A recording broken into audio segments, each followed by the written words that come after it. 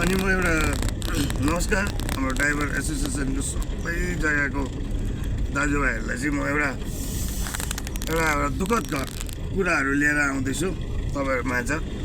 हुन त तिनीहरूलाई गाली दिएर पनि बोल्नु सक्थेँ कि, तर म गाली दिएर बोल्दिनँ। सोसियल मिडियामा राम्रैसँगले बोलिदिन्छु। अनि म चाहिँ भन्दैछु यो पिडब्लु पार्किङको तल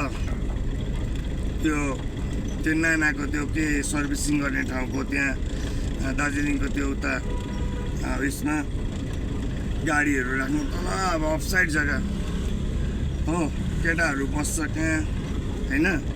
आएर त्यहाँ राखेको गाडी दिउँसोदेखि बजारमा पार्किङ छैन, एक त कहीँ पनि पार्किङ नभएर यसरी म आएको थिएँ होइन।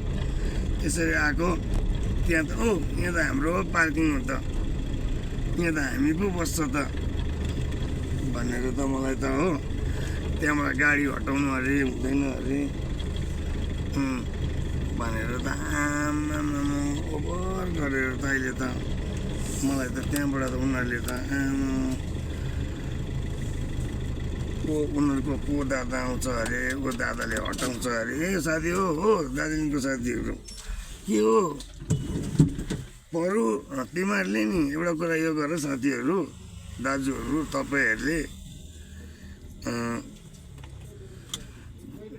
दार्जिलिङ तराईको गाडीहरू अनि उँधोको गाडीहरू, सिलगढीको गाडीहरूलाई चाहिँ बरु तपाईँहरूले चाहिँ जयगाउँतिरको गाडीहरूलाई तपाईँहरूले चाहिँ बरु नआइज भन्नुहोस् है। गभर्मेन्टमै लेखेर दिनुहोस् कि हाम्रो चाहिँ के अरे हाम्रो चाहिँ गाडी तलको गाडीहरू तपाईँहरू माथि नआइदिनुहोस् भनेर चाहिँ हाम्रो जग्गा छैन। एक त हुनु त हो तिमीहरूको आफ्नो आफ्नो जग्गा, अब तिमीहरूको जग्गा भरिएर त नि कुनै गाडी पनि दार्जिलिङबाट आउँछ त्यो गाडीलाई चाहिँ नि पार्किङ गर्नुको लागि चाहिँ गाडी कहाँ लानुपर्छ भने 7 किलोमिटर 8 किलोमिटर लानुपर्छ कि साथीहरू। त्यहाँ पनि अब कस्तो जग्गामा राखेर अफसाइडमा राखेर बस्दा पनि तिमीहरूलाई त्यो जग्गाले पनि नपुगेर तिमीहरू कहाँ आएर है नम्बर हेऱ्यो अन्त भैया अरे के अरे तिमीहरूले भैया अगाडि गर उतार जाऊ अरे। तिमीहरूले त तिमीहरूको अनुहारहरू मात्रै सबै नेपाली देख्छ क्या हो, तिमीहरू मात्रै नेपाली हो कि के हो अनि भैया गाडी हटाऊ अहिले केसरदा आएर हटाउँछ अरे के अरे। तिमीहरूले के भन्नु खोजेको? तिमीहरूलाई बरु नि यति साह्रो तराईको गाडीसँग साह्रो पर्छ भने तिमीहरूले गभर्मेन्टमा एउटा जुलुस लगा, म आइडिया दिन्छु तिमीहरूलाई। एउटा जुलुस लगा तल जोरबङ्गलाको उँधो सुनादाको उँधोसम्म आउने पर्मिट मात्रै कटा बङ्गालको 73 नम्बर तराईको गाडीहरूलाई। अन्त तिमीहरूको 76हरू चाहिँ नि 76हरू पनि तल जाँदा पनि हाम्रो पार्किङहरूतिर किन आएर तिमीहरू बसेर भाडा उठाएर ल्याउँछ यता?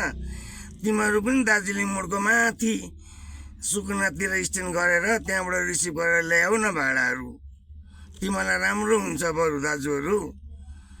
मलाई जसले अहिले भन्यो त्यो त मेरै जुनियर हो कि मेरै ब्याचको हो कि तिमीहरूलाई चाहिँ भनेको मैले, बुझिस्?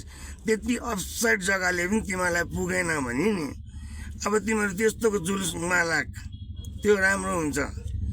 अनि बोल्नु पनि अलिक सिक्स ल, तिमीहरू अलिकति डिसिप्लिनले बोल ल। को छ गाडीमा के हो हेरेर ल, नम्बर हेरेर डाइरेक्ट भैया अगाडि गर अगाडि जा उता यहाँ कहाँ हो हाम्रो पार्किङ? यो गाडीको पनि पर्मिट छ ल दार्जिलिङ डिस्ट्रिक्टको, यो डिस्ट्रिक्टले नि पैसा तिरेको छ ल यो भेहिकलले। अनि तेरो डिस्ट्रिक्टमा आएर चाहिँ अफसाइड जग्गामा पनि आएर पार्किङ गरेर बसेको छ बजारमा गाडी मान्छे छोडेर। तँहरूले त्यहाँसम्म पनि आएर मलाई त्यहाँ हाम्रो जग्गा अरे केसरी दा आउँछ अरे हटाउँछ, तिमीहरूले के भन्नु खोजेको? तिमीहरूलाई चाहिँ नि तिमीहरू पनि त्यही गर, मैले भने नि अघि त्यस्तै गर बरु। हामीलाई पनि यहाँ तल सुनादातिर अलिक माथिबाट जोरबङ्गलाको अलिक तलतिरबाट खाली जग्गाबाट उँधोको मात्रै एउटा रोडको पर्मिट काटाउनु गभर्मेन्टलाई एप्लाई गर। अन्त तिमीहरू पनि तल जानुलाई चाहिँ दार्जिलिङ मोडको माथि सुकुनातिर चौरतिर त्यहाँतिर शीतल ताप्दै त्यहाँबाट रिसिभ गर्नु ल भाडाहरू। हामी त यहाँ रिसिभ गर्नु आउँदैन, बरु तिमीहरूको लागि टुरिस्ट छोडिदिनु आउँछ, बरु तिमीहरूलाई साइट सिइङ गर्ने टुरिस्ट पुऱ्याइदिनु पो आउँछ त हामी त। तिमीहरूलाई त्यो गाडीको पनि स्याउ स्याउ हुन्छ। होइ साथीहरू, my name is Manoj Chhetri, याद गरिरहेको छु है तिमीहरूको अनुहारहरू चाहिँ। इनोभाको ड्राइभर ल, साँच्चै भनेको नि फेरि तिमीलाई हाम्रो स्ट्यान्डतिर नदेखोस् ल। मैले, मेरो नाम मनोज हो, मनोज जयगाउँको ल।